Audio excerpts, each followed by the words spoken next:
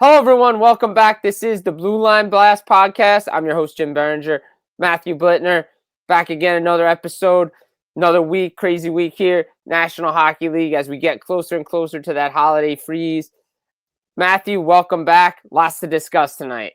Oh, absolutely, Jim. Always a pleasure to be back. And, it's going to be a real pleasure this show because unlike our usual thing where we do only one guest, where not only are we having two guests, but it's sort of a collaboration, if you will. We're having both co-hosts of the NHL Wrap Podcast on later in the show, both Vic Morren and Neil Smith, who will be joining us separately on the show. So, a lot to unpack. We're going to discuss one thing with, we're going to discuss some topics with Vic. We're going to discuss some topics with Neil. And Jim, we're going to discuss some topics just between the two of us right now. And I think the most important thing is, well, Deputy Commissioner Bill Daley gave his briefing to the Board of Governors at their meeting about the Olympics. And Jim, it's a little bit of talking out of both ends. Yeah, look, Bill Daley came out. Remember, we talked about it last week. Check out the episode up above. We talked about it. We talked about the Olympics. We talked about the rink in our last episode. And look, there's not a lot of positive news, but Commissioner Bill Daley kind of, I don't want to say backpedaled, maybe did 180 degrees. Oh, yeah, like the Macho Man. No, but he did a different statement to the Board of Governors, to the reporters out there at Colorado Springs, because if you remember last week, he talked about how saying, if there's no rink, we're not going. Well, in a statement released by the Deputy Commissioner Bill Daley, and we'll, after this episode comes out, Commissioner Bettman is going to speak tomorrow on Tuesday to the media. But per Bill Daley, the rink is to be completed by February 2nd. Doesn't seem to be anything insurmountable. Don't want to be pessimistic. Most of my information is on the positive side as opposed to the negative side. If the players feel the ice surface is unsafe, we are not going to play. In 2030, the ice surface will be proper NHL dimensions. Woo! Lot to unpack there. And Jim, I'm going to break down certain bits of that statement. First of all, he said most of his information is good, which means that some of the information is clearly bad. Yeah. Putting out the date, what did you say, February 2nd? Yes. As for it being completed by. It's great to hear a date that could be done, but Jim, we work in the media. If it's not done on February 2nd, let's say it gets done February 3rd or February 4th, everyone's going to act like the sky is falling. So I'm not quite sure that putting out in the statement saying that it will be done February 2nd maybe was the smartest thing to do. Maybe just say it'll be done a couple days before the games. Don't put a hard, fast date on it because things do happen. I'm looking at the schedule. My schedule says the women play February 5th. Right, so just say it'll be done before the start of the games. Don't say February 2nd. I agree with you. I don't think that's putting a date on something now means, okay, everybody's expecting it to be done February 2nd. Don't forget, apparently the test event is still on for next month, 9th through 11th, IIHF World Championships under 20. And again, the rink dimensions are smaller than what they were supposed to be.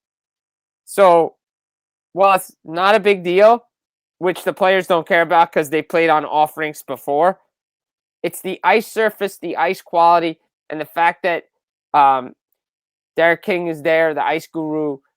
He's helping them out. It looks like that'll maybe okay. But again, the fact of the matter is they're putting ultimatums in these things. They're putting in statements saying the ice surface isn't good. The players feel the ice surface isn't good. They're not playing.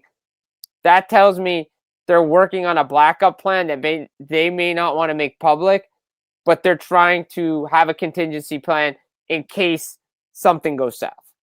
Yes. Now, with him saying, oh, well, we're going, but if the players say, that they don't feel that it's safe, then we're not going to go.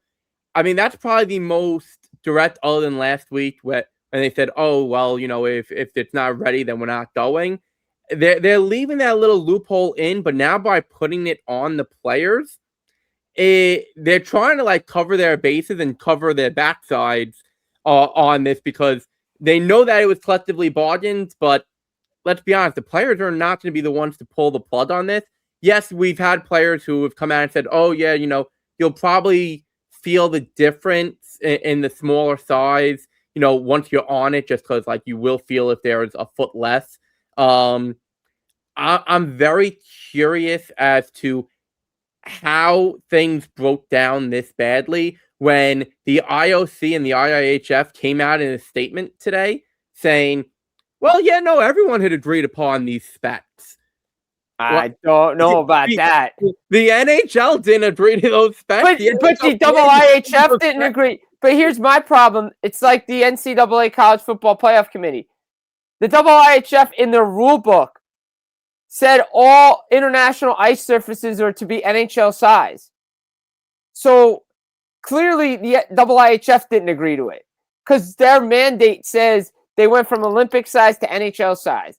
So clearly they're not part of this conversation either. And to the player side of it, the fact that Ron Hainsey, the associate executive vice president of the Players Association, coming out and saying, hey, we're really concerned about the ice surface, that tells me they've had these conversations already. Right. And Jim, one more point about this. Supposedly, Team Canada knew about the change in dimensions in August when they held their prelim camp. The NHL and NHLPA both said that they found out about this last week.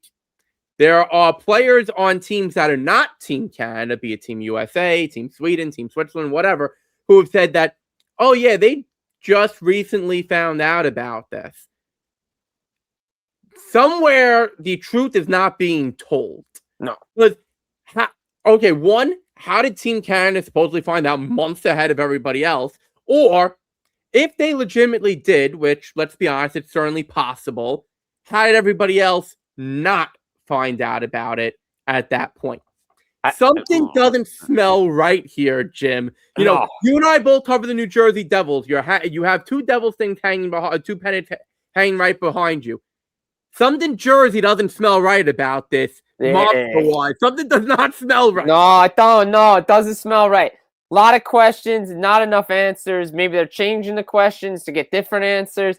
But yeah, Doug Armstrong definitely mentioned it, that the dimensions were different back in August. So clearly, either he had a representative there that, hey, texted him and say, hey, the dimensions are off, and nobody else did. Or the fact is, now it's pressure time, and now everybody just wants to do things. Look, it is a mess. It's ugly. There's a reason why the owners don't want to go. It's because safety issues and things like this, because they don't benefit from this. And maybe in 2030, when we're actually on NHL ice in NHL buildings, this won't be a problem. I mean, you would hope not if it's in an NHL building. You would hope not. I mean, most NHL buildings are done and complete. So, yeah. Most NHL buildings have decent ice. There are a few that players do. A couple questionable surfaces.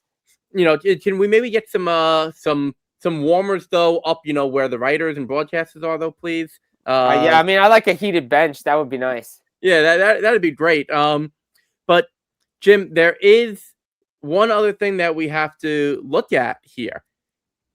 With the rink being smaller, the ice sheet actually being smaller. And I know a lot of people are saying, oh, well, it's not going to affect play. Or, then you have some players like Nathan McKinnon coming out saying, well, yeah, you'll feel it, if you have a foot less room. And with how tight it was at Four Nations, do we think that the speed skill type team of like a Team Canada, do we think that they're going to have an advantage? Do we think that more of a grinding team like Team USA is going to have an advantage? Who do we think is going to have an advantage here? So someone's clearly going to. I mean, I think Team USA with their speed. Again, Bill Guerin's not kind of doing it that way, but if I was him, I'd start looking at some of the guys that have speed that are a little smaller. Just be smaller ice surface, makes it. And again, everybody's trying to build these checking teams and all this stuff. It's international rules. little to no body checking. You can't hit like you hit in the National Hockey League. And all the hitting that we saw for nations are all penalties in international hockey. So that's where speed and skill to the advantage of Team USA. However, taking out the fact that the United States was not there the last two, the United States wasn't, they were there, but NHLers weren't. The fact that the NHLers weren't, I still put my cap to Team Canada because when NHLers are there, they're still the best team in the world. Okay, I can go along with you for the most part on that, Jim. But I'm going to throw a hypothetical out at you right now. Yes. And we know it can't happen. No. We know that what I'm about to say cannot happen. Except it technically could. It would just be very, very bad. Yeah. What if, and so we know Team USA and Team Canada are the favorites. Right. So they go to the gold medal game. Right. Okay, I don't believe they're in the same pool, so they absolutely can meet in the gold medal game. What if, and I'm not advocating for this, but what if the start of the game, we get not an exact repeat, but we get something along the lines of 3 fights in 9 seconds. Now, those players would obviously be tossed out of the game, but Jim, can you imagine the spectacle that the world would see if that were to happen? And I think it would be actually very much in hockey's favor because now everyone around the world is going to be like, oh my goodness, I can't believe this. This would be amazing. Yeah, I mean, look, do I think it's going to happen? No. It can't happen because of the rules. But it would be great to see just them just throwing fisticuffs because, you know what, they just don't like each other. And that's the way it is. Yeah, but again, that means that 6 players would be tossed, 3 from each team would be gone, and they're vital players to these teams. Well, and what remember, if the 4th line dies?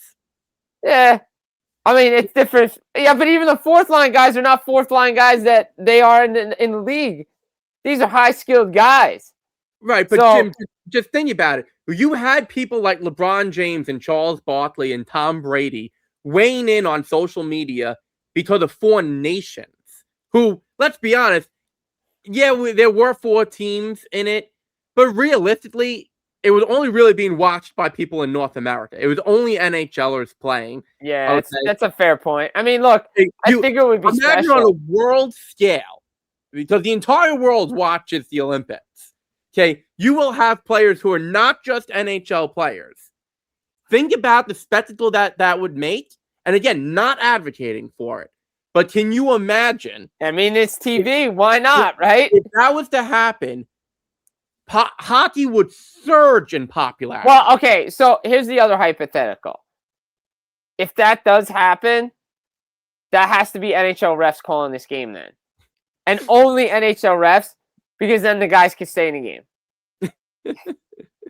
Well, I think the international rules make it very clear that. Yeah, I know that, but maybe we can bend the rules a little bit with NHL officials. Look, yes, I get what you're saying. It's a TV thing, spectacle, all that stuff. It makes sense. But I think what would make even better is if the game's really good and we have like another overtime game. Now, again, both teams have to get there. The United States especially has to get there. Canada too. Because Sweden's no pushover, Finland's no pushover, the Czechs are no pushover. None of these teams are pushovers. So they have to get there first. But if they do, that's the game everybody wants to watch. I'm telling you right now, if they start with a face-off that has the Tkachuk brothers and, let's say, Hadel and Bennett, if they start with a face-off like that, people are going to be on the edge of their seats. Even if nothing happens, people are going to be on the edge of their seats if that is how the opening face-off of that gold medal game goes. Yeah. Just saying. That'd be crazy. That would be crazy. I would see that. I like that. Yeah. So, all right, Jim, I think we've talked Olympics enough.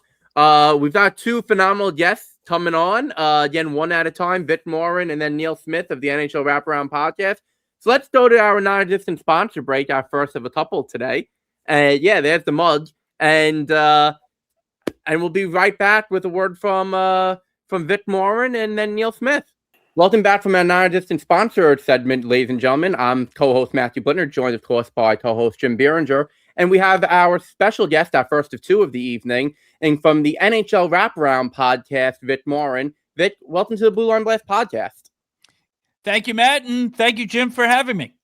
It's our pleasure, Vic. And, to get us started here, obviously, you've been around the metropolitan area teams right now, and the Islanders seem to be a surprise team. The Rangers seem to, every 7 games, go from the sky is falling to, wow, they look good.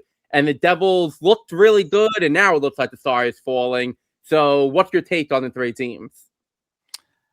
I think I'll start with the Devils because they're 4-8 without Jack Hughes. They've lost 5 straight, all in regulation.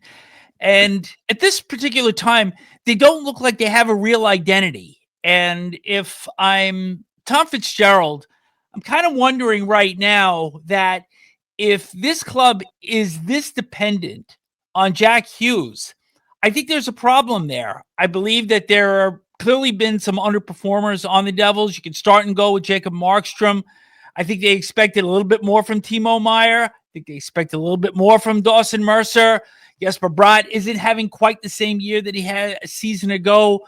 So you put all those things together, and I see a little bit of a problem here. Now, there's been some scuttlebutt going on in Canada that Devils are going to be active. And, of course, Quinn Hughes of the Canucks is somebody whose name continues to come up more than anything else because he's the brother of Jack and Luke. But think of what would have to go the other way in order to make something like that happen. So I believe that if Fitzgerald believes truly in this group, they're going to be able to find their way out of it at some point. But right now, they were expected to be really threatening for the top of the conference, and they're not even in a wild card spot right now.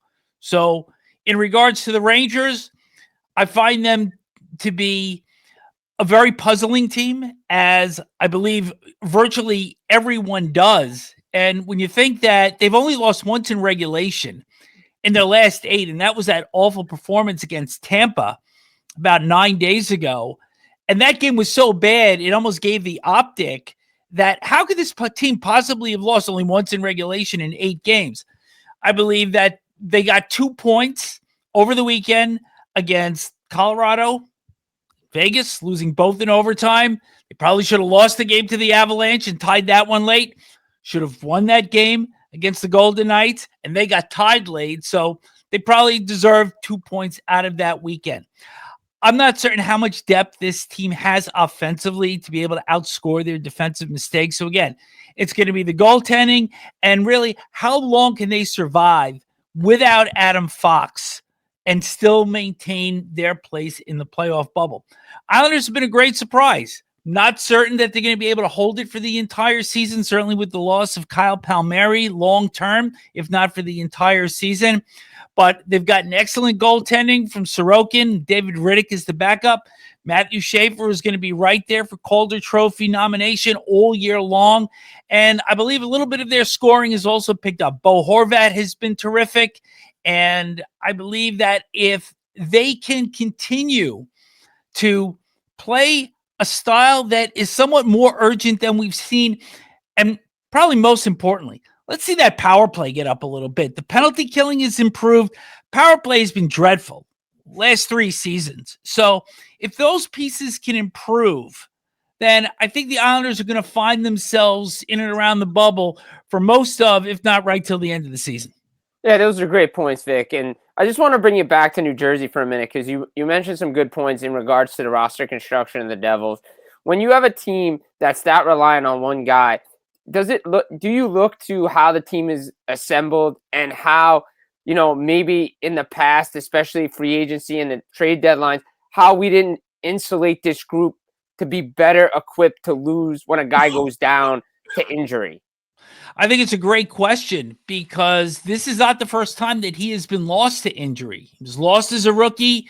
Of course, he was lost in Vegas last year with the shoulder/collarbone injury. And as soon as he went down, you kind of knew that they weren't going to be long for the postseason. So there is a little bit of a track record there. And I think to your point, Jim, this club is not properly insulated because we have seen this instance now come up on 3 different occasions. And this is a real challenge to the group that is there to kind of pick it up. Otherwise, Fitzgerald is going to have to make a move. And some of the core that he was depending on to get this team to the next level, maybe get it to the conference finals, maybe beyond that, may have to be broken up. So, Vic, just to stick in New Jersey for a minute, Team Amara, you addressed saying that, they expected more out of Team Amara, that they expected more out of Dawson Mercer. If you look at the numbers, I mean, Meyer's having probably his best season in New Jersey so far since coming over. Or Mercer is, maybe he's not quite what he was his second year when he had, I think it was 56 points, but he's certainly been better than what he's been the last 2 years when he had 33 and 36 points. But what would you like to see out of the two of them specifically? Because, they are banged up on the back end, not to make an excuse. Every team obviously deals with injuries. But, if you're going to pinpoint 2 players specifically who, by and large, are having better seasons than what they've had over the last 3 years, how are they the problem? I'm not saying that they are specifically the problem, and I was just taking those 2 players out that I look at guys in terms of visibility. And yes, the numbers are there, more for Meyer than they are for Mercer. But when I'm watching a Devils game, I think part of it is the presence. Are they getting a lot of opportunities? Are they creating a lot? Or is it just a lot of 1 and out?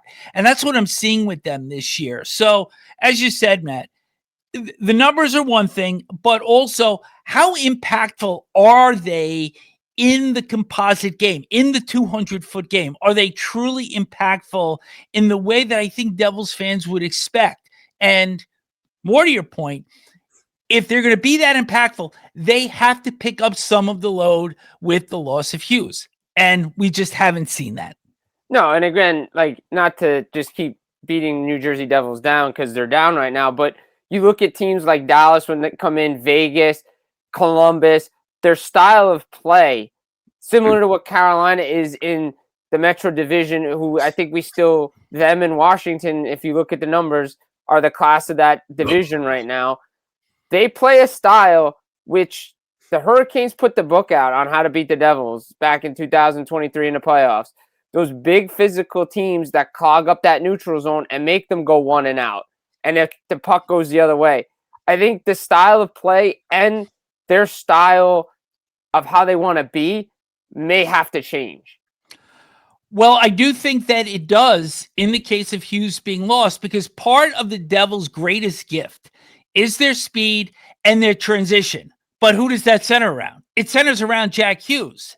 And so when part of that finesse game, part of that speed game starts to break down, I know a lot of people don't like to hear this style. You got to get the puck in deep, and you've got to start winning games below the goal line. Because if you are trying to continue to carry the puck across the blue line, make plays, go side to side, go diagonal, it's not going to work. And if you take a look at every team that has won the Stanley Cup, yes, the Colorados, the Tampas, the Floridas, they can finesse you to death. But when they need to go deep and they need to beat you in the dirty areas, every team that wins the Stanley Cup is able to do that. That's a great point, Vic. And, the great teams are the ones that can beat you any way, that you want to play, not just one way, as you just alluded to. Now, I want to take your attention, shift focus for a second here. You're talking about the Devils didn't insulate the team properly for the loss of Jack Hughes. But on the opposite end, you have teams like Chicago with Connor Bedard, San Jose with Macklin Celebrini, Anaheim with, you can take your pick, but let's say Leo Tolson and Mason McTavish. These are teams that, and we'll throw Utah in just because they did just lose Logan Cooley, so they're probably going to be in a similar type of situation right now. Yep. What do you see out of how those 4 teams are doing and have been built around that 1 or 2 young, I don't want to say superstars because that term's a little overblown, but those young kids who are helping propel them to the next step? I think part of it is the way the systems are built. And when you look at Chicago, and this is an up-and-coming team, I don't see them as a playoff team. And certainly, that was a real rough weekend in Southern California. I mean, they won the first game against the Kings and then to get outscored 13-1 on Saturday and Sunday. It was pretty rough.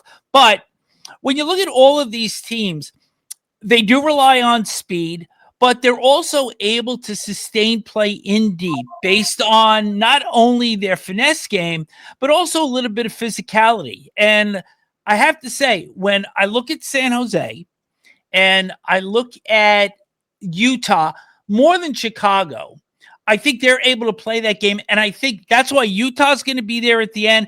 I think San Jose is probably a year ahead of Chicago in terms of maybe making a push to the outer rim of that bubble. But I certainly think what Chicago has done, they've got some good youth on that team with Frank Nazar, and they've got some other really good young players on that team to support some of the veterans on that club. So I believe that when you're looking at Jeff Blashill also, he understands that this has been a team that has been really in the doldrums almost since they won their last Stanley Cup in 2015.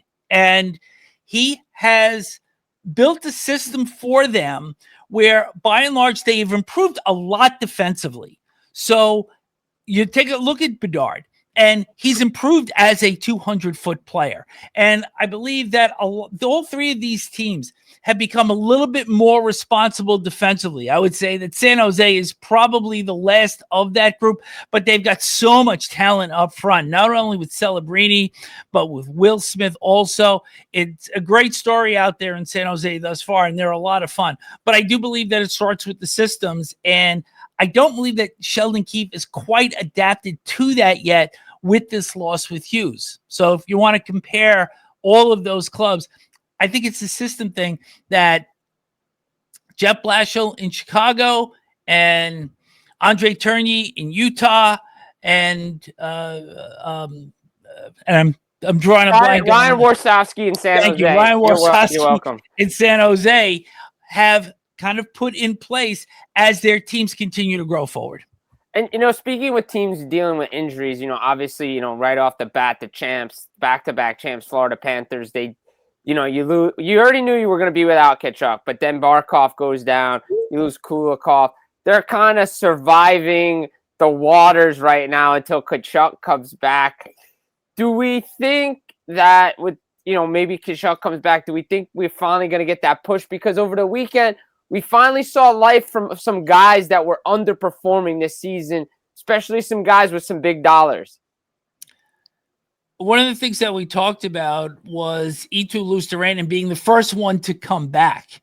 And I reminded people that they should see Neil Smith at the grill and keep Luostarinen away from it from now on. But I thought that this weekend, the 7-6 comeback win against Columbus on Saturday, and then beating the Islanders Sunday 4-1 and holding the Isles to only 3 shots in the third period kind of lets you know that this is a team that you want to play wide open, we can win. You want to play tighter checking, we can win that way. And when you've got championship pedigree, and Sam Bennett isn't putting up big numbers, but I don't think people expected him to. That contract is for the playoffs. It's not for the regular season. Brad Marchand has been terrific. Carter Hagee is starting to score since he became a new dad. They're getting goals from Sam Reinhart.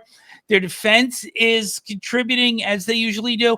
I think one of the pieces that we got to watch here, how much work is Sergei Bobrovsky getting?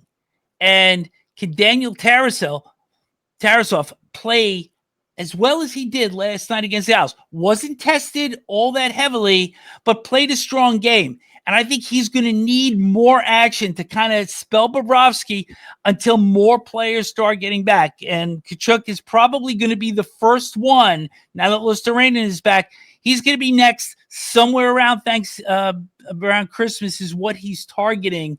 So I think they're an outlier. When you've won Stanley Cups, there's a belief that you know what it takes.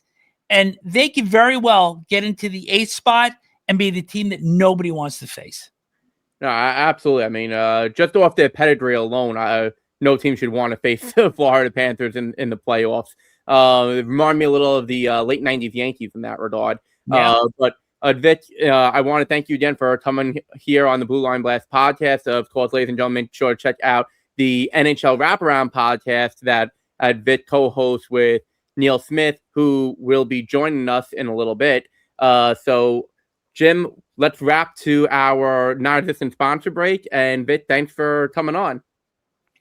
Thanks for having me. Take care, guys. Welcome back, ladies and gentlemen, from our non-existent sponsor break. I'm Matthew Blittner, co-host Jim Biringer on the Blue Line Blast podcast, and we're now joined by our second great guest of the evening, as well from the NHL Wraparound podcast, former NHL GM Neil Smith. Neil, welcome to the Blue Line Blast podcast. Oh, thanks. Great to be here, and fun to be on the show with you. Yeah, as always, pleasure is all ours. Now, Neil, I'm going to dive right in here. As a former GM, you obviously had a lot of trades that went down, other trades that, maybe never came to fruition. What do you make of the whole Quinn Hughes? Is he going to New Jersey? Is he going to Philly? Is he going to Detroit mess that's going on right now? What would you say is a fair, compensation package for Vancouver to get? I just can't believe they would trade him because he's their captain. He's their best player. He's somebody that doesn't come along very often. He won the Norris Trophy. I mean, he's going to be hard to ever replace. And so I can't believe that Vancouver actually would trade him. And the thing that I laugh about is the trade to New Jersey would be for Jack Hughes. I mean, who else would you pick if you were going to trade Quinn Hughes? So I just find it hard to believe that at the end of the day, Vancouver will trade him, even though Vancouver is a mess, and they have been for a couple of years now. You never know what they're going to do, but I just don't think they'll trade Quinn Hughes.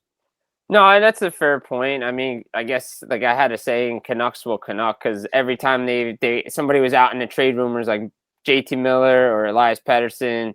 Miller did sign and then get traded a year and a half later. Pettersson signed, Brock Besser signed.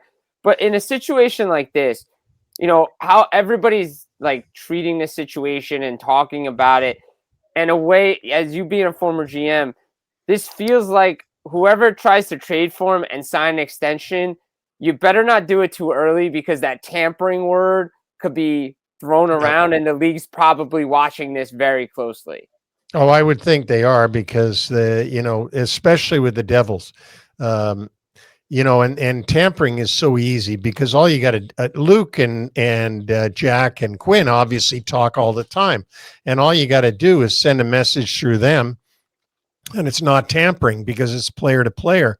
So I'm sure the league's keeping an eye on it, but it's going to be really interesting to see. I mean, we haven't had a situation like this since we had all the Sutters playing in the league, and seeing how many of them we could get onto one team with Rich and Ron, the twins, and all the older Sutters. So it's really fascinating to find out how this turns out. Yeah, it's certainly fascinating. And to stay on this for a second, I mean, one of the bandied about rumors for a potential deal would see Quinn going to New Jersey in exchange for Simone Nemec, Dawson Mercer, a first round pick, and like a middling prospect. As a former GM, is that something that you're like, okay, yeah, you'd accept that, or what? What do you make of a package like that? No, I wouldn't, because in my day, and still, I think that you can't come up with Quinn Hughes. You can't find a Quinn Hughes, and trading those other players, in all due respect to them, and they're good players, and a first round pick is good. You're not going to get another Quinn Hughes. You're trading. Let's just say you're trading an A triple plus for a bunch of B triple pluses. And so that just doesn't work to make you any better. I just wouldn't do it if I was Vancouver. No, that's a fair point. And again, realistically, I mean, yeah, I think they brought this on themselves, and they've kind of done this the last couple of years because Jim Rutherford's, he's an aggressive general manager, president of hockey operations, but the fire was lit last spring when he made those comments. And again, Quinn Hughes isn't eligible for an extension until July 1st. But as a former GM, are you getting calls when you had players similar to equal value of Quinn Hughes? Are GMs like talking about this all the time? Hey, keep me in mind just in case you decide to make a move? Oh, absolutely. I mean, that's what we were doing with Eric Lindros back in those days when he was drafted by the Quebec Nordiques. Pierre Paget was the GM of Quebec, and I was constantly saying to him, like, keep us in mind. Don't trade him without talking to us. If you're going to trade him, make sure you let us know and give us a chance.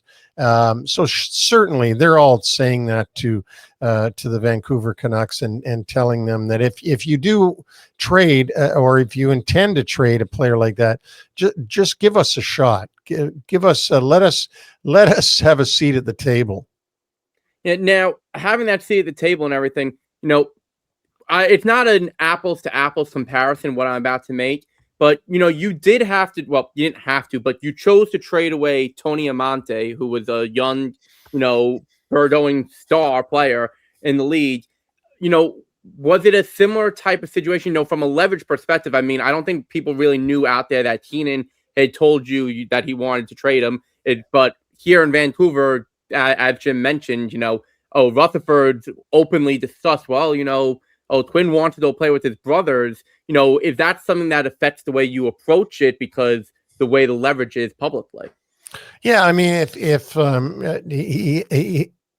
Jimmy Rutherford hasn't done his team any favors by talking about this thing publicly, that can only hurt you. But in the case of Amante, it was a little bit different because Bob Pulford and Chicago Blackhawks were on Amante with me all year, and Keenan wanted to get Matteau and kept on and on about that. We ended up doing Matteau and Noonan for Tony Amante, which was not even a good trade for us. It was in the short run, but not in the long run.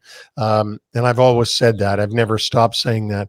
And this is sort of the same thing. It's like you trade Tony Amante, he's going to be a good player for Chicago for 10 years. You get Noonan and Matteau, you got him for a year or two at the most, and you've given away a young player. So it was a little bit different back then in the way we did things, but I get the analogy. Yeah, and speaking of ways of doing things differently, I know back when you were general manager, your teams had a little bit more leverage than the players did.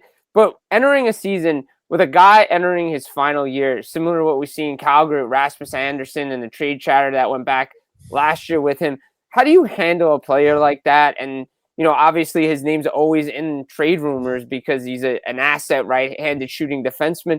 But going into the season, how do you limit the distraction for the team and yourself? Well, I think it a lot of it hangs on the player to put those distractions out of his mind and just continue to play. I think that modern day NHL has a lot of those situations happening. And when a player says he's not going to re-sign with the team that he's on, and they've got to wait out the season, or they've got to have him play for them during the season and then see what they can get as the season goes on, and it's a foregone conclusion that they would be trading him. I think it's up to the player to be a professional and play as hard as he can for that team. Remember, the teams that are looking at him are going to be judging him also based upon how he performs for that team. So it's a dicey situation. It's hard these days because you've got guys becoming free agents a lot earlier than in my time. We had them for a lot longer, but still, I think the onus is on the player to play as hard as he can for the uniform that he's got on. Very well said, Ed Neal. And, I want to change this up a little bit right here, but, we've talked about a couple of teams that you obviously have prior connections with here or that you, very familiar with right now. But you also had a connection with the Islanders. You scouted for them during the dynasty and everything. Right now, Matthew Dosh came in first-year general manager, and he got very lucky right off the bat, having the number one pick fall into his lap. As a general manager in his first year with a team, what are some of the challenges or things that you see that, maybe Dosh is handling well, or maybe things that he can improve upon? Well, I don't really know that there's things that I see that he can improve upon. I don't know that he's doing how he's doing behind the scenes. You're right. He did get lucky and got Schaefer in that first overall pick.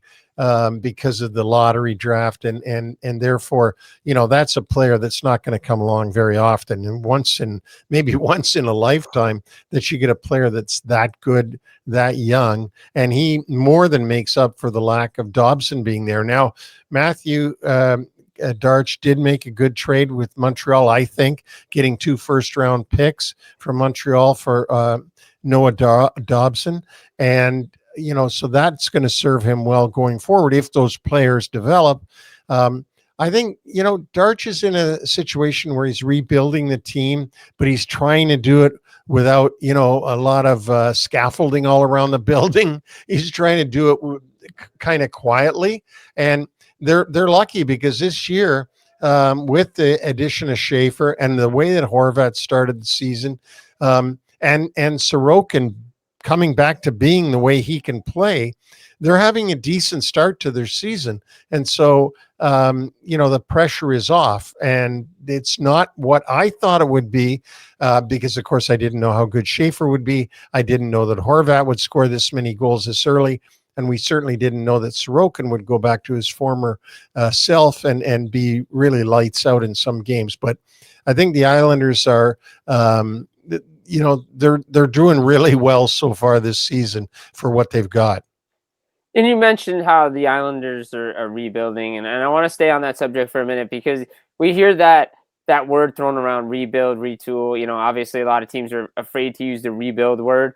But what is your take on teams like Montreal, San Jose, Chicago, Anaheim, especially some of these teams that basically like original 6 team like Montreal, who basically tore it down, said we were going to tear it down, and the fans accepted it, and now they're in this position where they're coming up and they're going to try to be a consistent playoff team.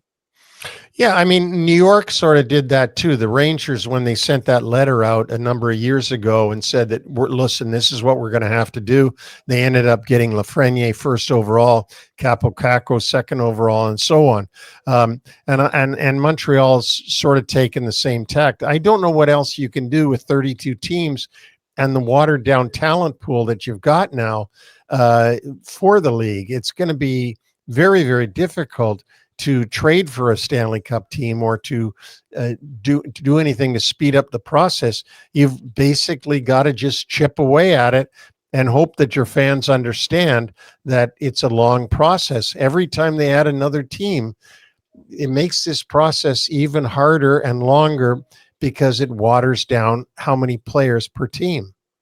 You just said something very interesting, and actually you said it twice about the watered down talent level. So, one of the things that's been bandied about is that the NHL wants to expand at least by 2 more teams. Probably it'll end up being 4 more teams because 34 just doesn't really work from a mathematical standpoint.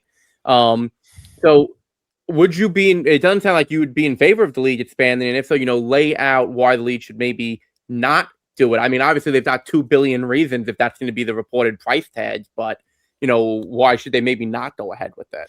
Well, from a hockey person's standpoint, they shouldn't go ahead because there's not enough talent out there. And if you want to keep the sport at the high level that we've seen, you've got to have high level players. And if you're only interested in dollars and cents, I totally get it. That's a business and the owners are business people. But the sport's not going to be as good. Can you imagine? We watched that the face-off, 4 Nations face-off last year. We saw hockey that was unbelievable. Can you imagine if we could get rid of 10 teams, which we can't? I'm not saying we can, but if we could get it down that only, the more elite players played in the NHL, imagine the quality of the games we'd have. So, no, I'm not in favor of more expansion. I just see even less and less talent out there, and it's even longer to build a team. And like I talked to Steve Yzerman, he said how long it takes with the amount of talent that's out there to be able to procure, to be able to, build your team back quickly. It's a slow process now in the NHL with 32 teams.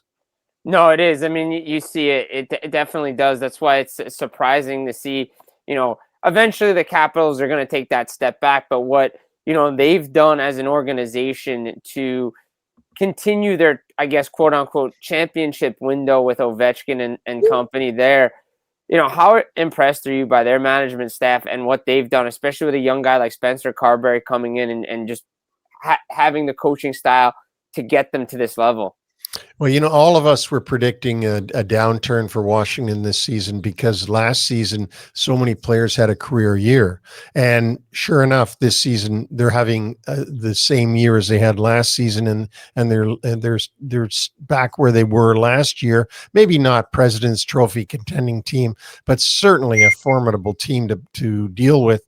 And Ovechkin's chipping in his goals here and there, not like he used to, but still he's doing his thing. But you've got guys like Tom Wilson who are playing great, Chychrun playing great. Their goaltending has been good with Logan Thompson. I mean, they have done a real good job. And Spencer Carberry, I can't say enough about him. He's obviously got a way with this generation of players that he can get them to buy into a system and perform. And I really am so impressed by him and by the Caps and the fact that they can keep going when I thought they might drop off this year because of the fact that everybody seemed to overachieve last year. Very well said on the Caps there, Neil. And, I just want to say, thank you again for coming on, sharing your expertise here on the Blue Line Blast podcast. It's not often you speak to a former NHL general manager who's openly discusses some of these topics. Jim, why don't you take us home the rest of the way? Hey guys, it's been the Blue Line Blast podcast. Myself, Jim Biringer, Matthew Blittner, Neil Smith, Vic Morren of the NHL Wrap Podcast. Guys, take care, and we'll be back again next week.